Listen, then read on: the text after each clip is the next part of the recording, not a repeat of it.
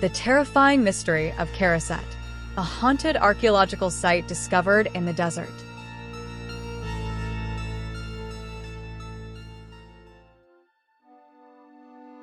This part of the desert did not appear on any modern map. Satellite surveys showed only a scorched emptiness stretching across northern Sudan, an ocean of copper-colored dunes broken by black ridges of volcanic stone. Yet among pilots, smugglers, and old caravan tribes, the region had another name, the Blind Quarter. The name carried weight. Cargo pilots crossing the airspace spoke in hushed tones about instruments failing without warning. Compasses spun like roulette wheels. Radios dissolved into bursts of static, threaded with noises that sounded disturbingly human. Several aircraft had reported impossible sightings. Lights moving beneath the sand at night, geometric formations too symmetrical to be natural, and once, according to a military report quickly buried, an entire stone structure visible from the air that vanished when a reconnaissance team returned to the coordinates the next morning. Nomadic tribes avoided the region completely. Their stories were older than any written history. They claimed the desert swallowed memory itself. Travelers entered the Blind Quarter and forgot the faces of their families. Some wandered back weeks later, dehydrated and delirious, unable to remember their own names. Others never returned at all. Every few years, another expedition disappeared beneath those endless dunes. Governments blamed sandstorms. Universities blamed poor planning. Survivors, when there were survivors, spoke of whispers in the dark and shapes moving beneath the earth. Dr. Evelyn Marrow dismissed all of it as mythology wrapped around coincidence. She did not believe in curses, ghosts, or ancient gods waiting beneath the sand. Evelyn believed in systems, in recurring patterns hidden beneath superstition. Her reputation at Cambridge had been built on dismantling so-called impossible archaeological mysteries and exposing the historical truths buried beneath centuries of fear. That was precisely why the Blackthorn Institute contacted her. The invitation arrived without warning, an encrypted email containing photographs, coordinates, and a scanned fragment of a Greek manuscript dated to the 3rd century. The text referenced a forgotten city called Kharaset, a place absent from every known Egyptian, Nubian, or Roman record. Only one surviving line from the manuscript had been translated completely: the city where the dead remember. The phrase exploded across international media within days. Conspiracy forums called it proof of a lost necropolis older than the pyramids. Religious groups condemned the excavation before it had even begun. Historians argued the manuscript was a forgery. Evelyn saw something else. Patterns in the symbols surrounding the text resembled funerary iconography from multiple civilizations that should never have intersected. Egyptian burial rites, early Greek underworld references, symbols resembling Proto-Aramaic scripts, impossible overlaps separated by centuries. Someone had built Kharaset outside the timeline history understood. That alone was enough to pull Evelyn into the desert. By the time her convoy reached the excavation camp, the sun hung low and blood-red above the dunes. The heat remained oppressive even at dusk, radiating upward from the sand in shimmering waves. Floodlights illuminated rows of canvas tents, clustered against a cliffside partially unearthed by excavation equipment. The atmosphere felt wrong immediately. No one spoke above a murmur. Workers avoided eye contact.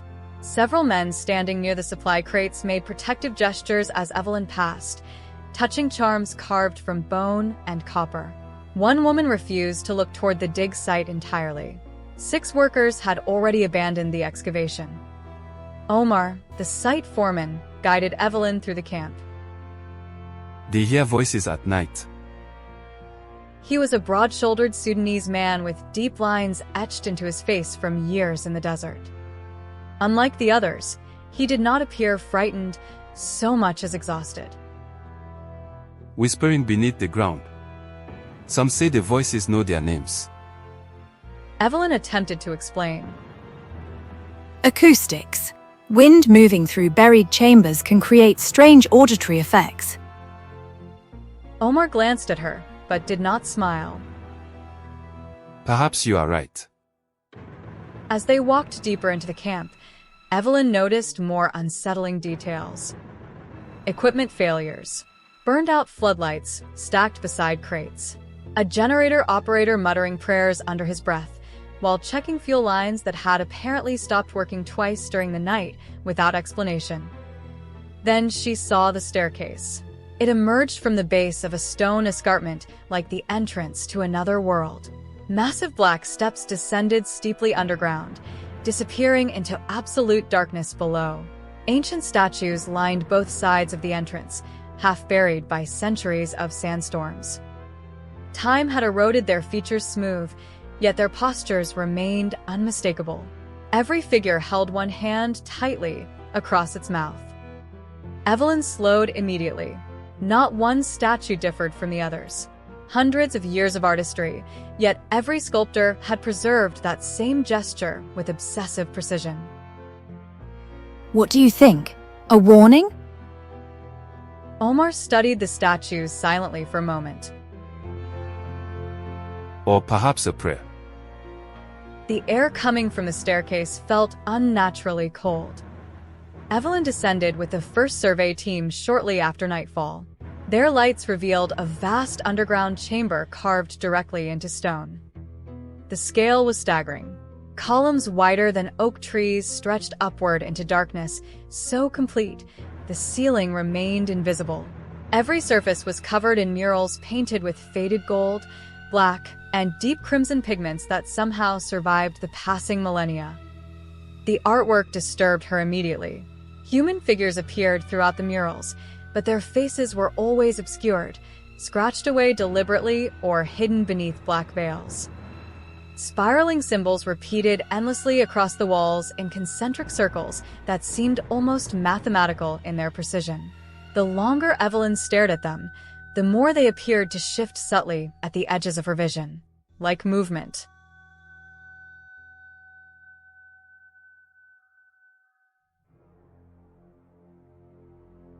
At the chamber's center stood an enormous obsidian door nearly 30 feet tall.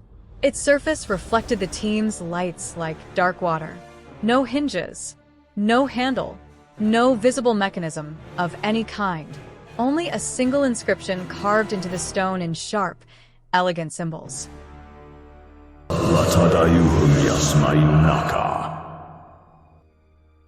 The words sent an uncomfortable ripple through the chamber. Several students exchanged nervous glances. Evelyn crouched near the inscription, photographing it carefully, while graduate assistants unpacked scanners and excavation tools nearby. Daniel Reyes, one of the linguists assisting the project, asked, "Does it need translation?" Evelyn checked the symbols again. No, this is literal. Do not let them hear you, is exactly what it says. Daniel gave a thin laugh. Not very comforting, is it? Someone else suggested. Maybe we should leave the door closed. No one answered. The chamber suddenly fell silent except for the hum of electrical equipment. Then the lights flickered, only once, a brief pulse of darkness lasting less than a second. But during that instant, Evelyn heard breathing behind her. Not a single breath. Hundreds. Wet, ragged, uneven, as though an enormous crowd stood inches away in the dark. Her body locked with terror before her mind could rationalize it. She spun around instantly, flashlight sweeping across the chamber. Nothing. Only the excavation team staring back at her beneath the floodlights. Are you okay? Evelyn forced herself to nod. Just a bit of jet lag, I suspect. Her voice sounded strained, even to herself. And her hands trembled as she lowered the camera to review the photographs she had taken moments earlier. Image after image appeared normal at first glance. The obsidian door, the murals, the towering columns. Then she noticed the figures, dark silhouettes standing between the pillars in the background of every photograph.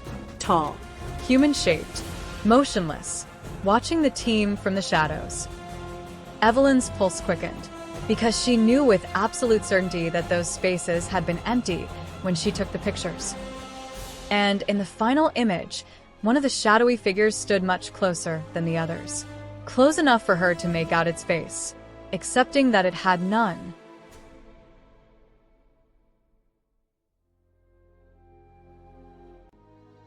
The nightmares began that very night. Evelyn drifted into uneasy sleep beneath the constant groan of desert wind against canvas, but what waited for her beyond sleep did not feel like a dream. It felt inherited, ancient, as though the moment she crossed into Kharaset, something had recognized her. In the dream, she stood inside a vast underground city stretching endlessly beneath the earth. The place defied scale. Towers rose upside down from cavern ceilings lost in darkness. Bridges crossed bottomless chasms lit by faint crimson fire. The air vibrated with a low mechanical hum that sounded disturbingly similar to breathing. And everywhere there were people, thousands of them. They filled the narrow corridors shoulder to shoulder, unmoving, their skin pale as ash, beneath black ceremonial robes. Every one of them had their eyes sewn shut with thick strands of dark thread. Dried blood streaked their faces where needles had pierced flesh. Yet somehow, they still turned toward her. They always knew exactly where she stood. Their mouths moved together in perfect synchronization, whispering in voices layered atop one another like overlapping radio signals.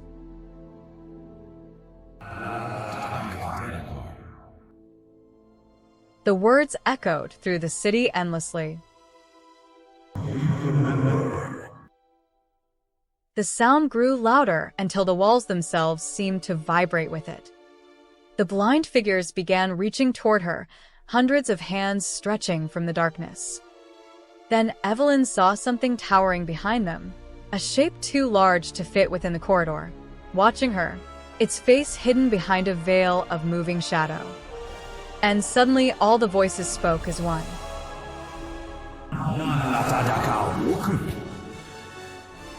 We remember you. Evelyn awoke, choking on her own breath. For several seconds, she could not separate dream from reality.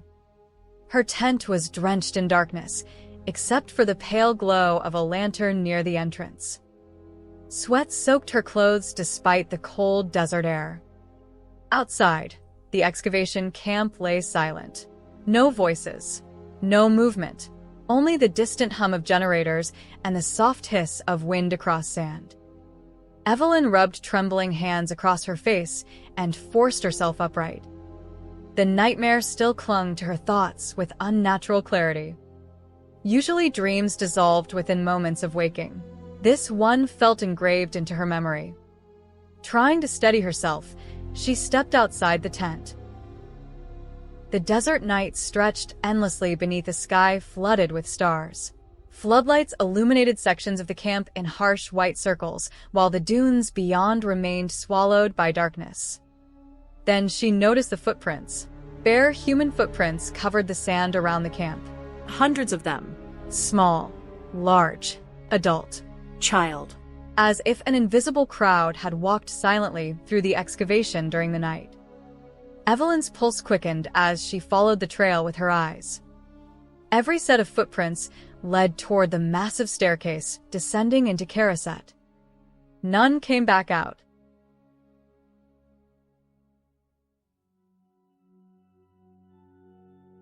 The disappearances started on the third day. A graduate student named Lena Hassan vanished during a routine survey of the lower tunnels. One moment, she was mapping burial chambers alongside two others. The next, she was simply gone. No scream, no collapse, no sound at all. Her flashlight was discovered near a narrow stone passage partially blocked by rubble. The bulb still glowed faintly when they found it, warm enough to suggest she had disappeared only minutes earlier. But there was no blood, no torn clothing, no signs of a struggle, only a message scratched frantically into the wall beside the flashlight. They know my name. The letters were carved so deeply into the stone that several fingernails had broken off in the process. Tiny streaks of blood remained trapped in the grooves. Panic spread through the camp with terrifying speed. Workers packed equipment before sunset. Arguments erupted near the supply tents. 2 drivers attempted to leave immediately, only to return hours later, pale and shaking after somehow circling back to the excavation site, despite driving in a straight line. Then the satellite radios failed. Every frequency dissolved into static shortly before dawn. GPS units stopped functioning next. Coordinates fluctuated wildly by hundreds of miles every few seconds before the screens went black entirely. Even time itself seemed unstable within the camp. Wristwatches lost minutes unpredictably. Digital clocks reset without warning. One of the excavation computers displayed a date 3 years in the future, before its monitor burned out completely. Daniel swore he watched a clock near the mess tent jump forward 6 hours in less than a minute. No one laughed at him. By then, everyone had begun hearing the whispers. Some claimed they heard strangers speaking beneath the ground at night. Others recognized familiar voices, dead relatives, missing friends, people whose names had not been spoken in years. One worker walked into the desert after sunset because he claimed his mother was calling for help beyond the dunes. They barely stopped him in time. Evelyn buried herself in work to avoid thinking about any of it. Fear, she insisted to herself, was contagious. Isolation, exhaustion, and environmental stress could trigger shared auditory hallucinations. The architecture beneath Kharaset likely produced infrasonic vibrations affecting cognition. There had to be a rational explanation. There had to be. But the deeper she descended into the ruins, the harder reality became to trust. The lower chambers revealed architecture that should not have been physically possible. Hallways curved at angles that made her nauseous simply looking at them. Rooms appeared far larger inside than their exterior dimensions allowed. Several staircases looped impossibly back onto themselves, returning explorers to the exact point where they had begun, despite hours of descent. Compass needles spun uncontrollably underground.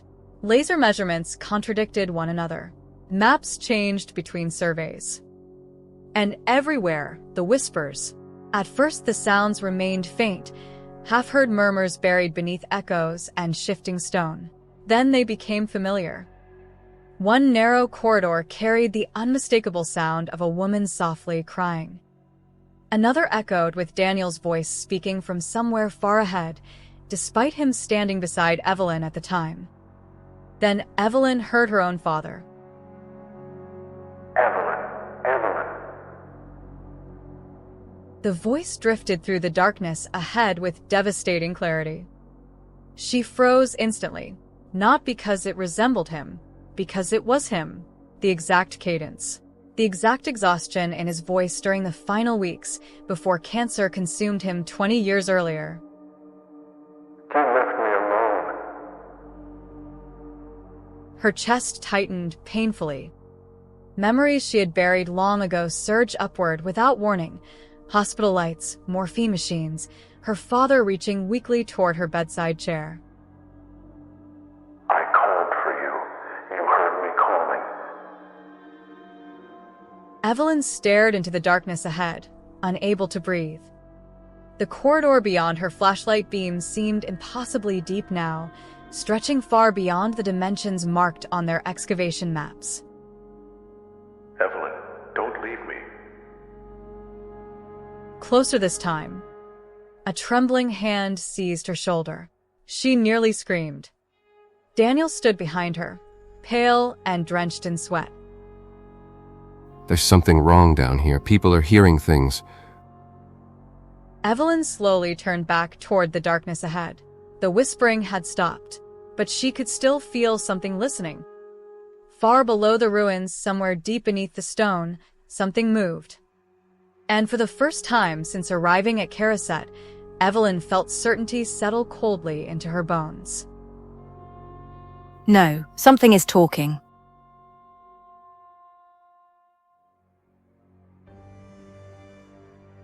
That evening, they finally opened the obsidian door.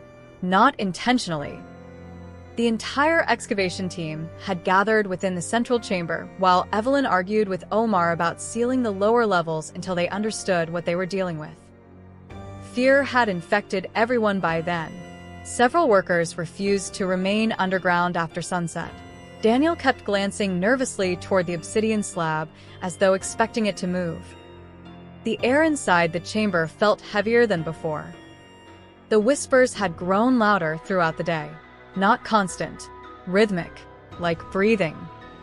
One of the workers, a young excavator named Hassan, stepped toward the inscription while the others argued. His movements seemed strangely absent-minded, almost sleepwalking. Evelyn noticed immediately that his eyes were unfocused. Hossein. Step away from the door. But the man did not respond. Slowly, he raised a trembling hand and pressed his palm against the ancient carving. The reaction was instantaneous. Hassan convulsed violently. A scream erupted from his throat so loud, it echoed through the chamber like metal tearing apart. He clawed desperately at the black stone as blood streamed from his nose and ears. Then the obsidian door split directly down the center. The sound resembled a glacier cracking apart. A deep, thunderous groan rolled through the ruins as the massive slab slowly separated inward. Freezing air exploded from the darkness beyond. With such force, it extinguished several torches immediately. The temperature dropped in seconds. Frost spread across the stone floor. Hassan collapsed backward. Dead. His body hit the ground, stiff as marble. Evelyn stared at his face and felt genuine terror for the first time in her life. Every muscle in his expression remained locked in absolute horror, as though he had seen something so unbearable that death itself had frozen around it. Beyond the open doorway waited a vast circular crypt descending far below the ruins. The chamber dwarfed everything they had seen before. Tier after tier of stone sarcophagi lined the walls from floor to ceiling in endless concentric rings, vanishing downward into darkness. Thousands of coffins stacked atop one another like catacombs built for an entire civilization. And every single sarcophagus stood open, empty. Dust drifted through the freezing air like falling ash. At the center of the crypt stood a throne carved from black, volcanic glass. Someone sat upon it. At least it resembled someone. The figure appeared ancient beyond comprehension, a shriveled corpse wrapped in layers of faded gold cloth and ceremonial chains. Its skin clung tightly to bone like dried parchment. Long skeletal fingers gripped the throne's armrests. But its mouth, it hung impossibly wide open, far wider than any human jaw could stretch, as though the thing had died in the middle of an endless scream. Daniel took an unsteady step backward. We need to leave. We need to leave now. No one argued. Then the corpse inhaled. The sound echoed through the crypt like a collapsing cavern. Every torch and floodlight in the chamber died simultaneously. Darkness swallowed them whole. The whispers exploded. Not dozens, not hundreds, thousands. Voices poured through the darkness from every direction at once, overlapping, shrieking, murmuring in languages older than civilization itself. Not dead, not sleeping, listening. Evelyn felt icy fingers brush lightly across her cheek. Another hand touched the back of her neck. Someone screamed nearby. Her flashlight flickered weakly to life for half a second, and in that brief pulse of illumination, she saw movement across the walls. Tall, emaciated silhouettes crawled along the stone like enormous insects. Their limbs bent at impossible angles. Their heads twitched violently. Black mouths stretched open far too wide as they skittered across ceilings and columns with horrifying speed. Then darkness returned. A worker somewhere to Evelyn's left dropped to his knees, praying in Arabic between sobs. Another began laughing hysterically. The laughter ended abruptly with a wet, choking sound. Then came the noise of tearing flesh. Something heavy struck the floor. The floodlights snapped back on all at once. Half the team was gone. Blood streaked the stone walls. Equipment lay overturned across the chamber. One man stood frozen in place, staring upward with his jaw hanging open in catatonic terror. And the throne at the center of the crypt was empty. For one heartbeat, absolute silence filled the chamber. Then the whispers began laughing. Everyone ran. Panic shattered what remained of the expedition. Evelyn sprinted alongside Daniel through collapsing corridors, while ancient dust exploded from the ceilings around them. Behind them echoed the sound of movement, rapid, jerking motions, skittering through the dark just beyond sight.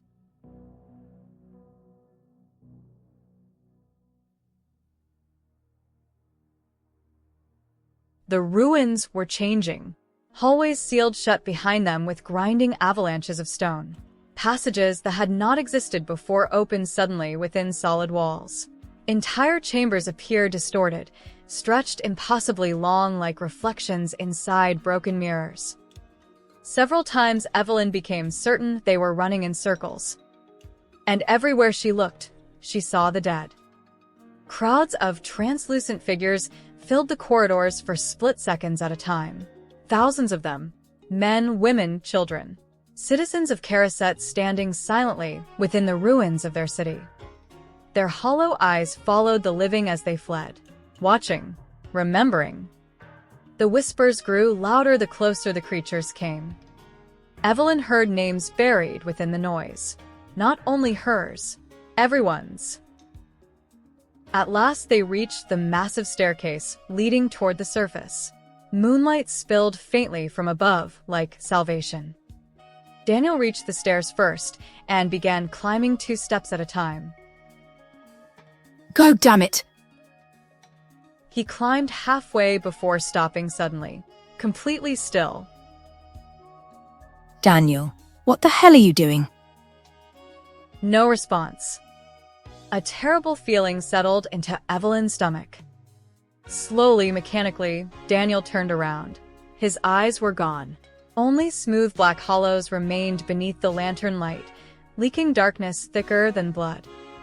His mouth opened, and from it came a sound that chilled Evelyn to the bone. She's opened the door.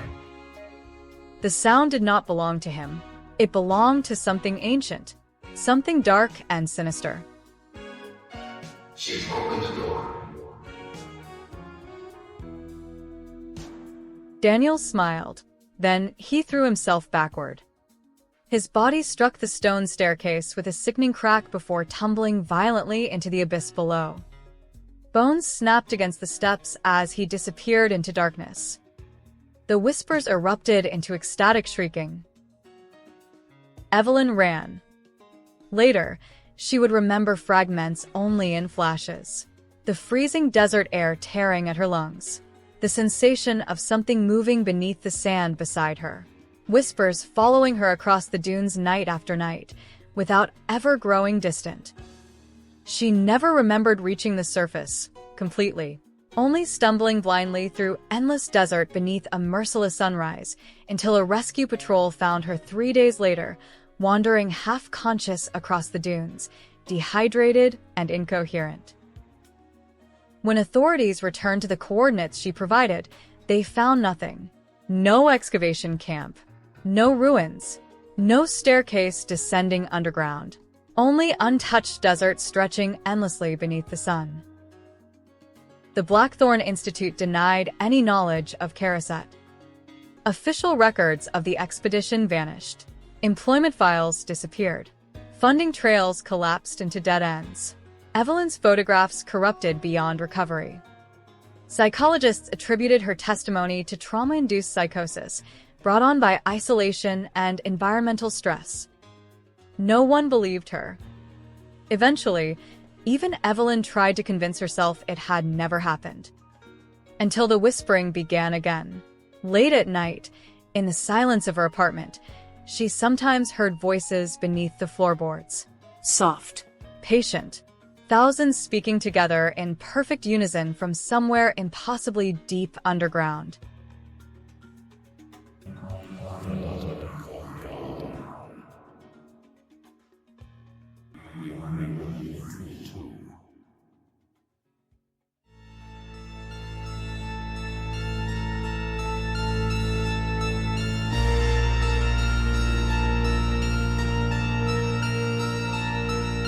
If you enjoyed this tale, please leave a like, a comment, and subscribe.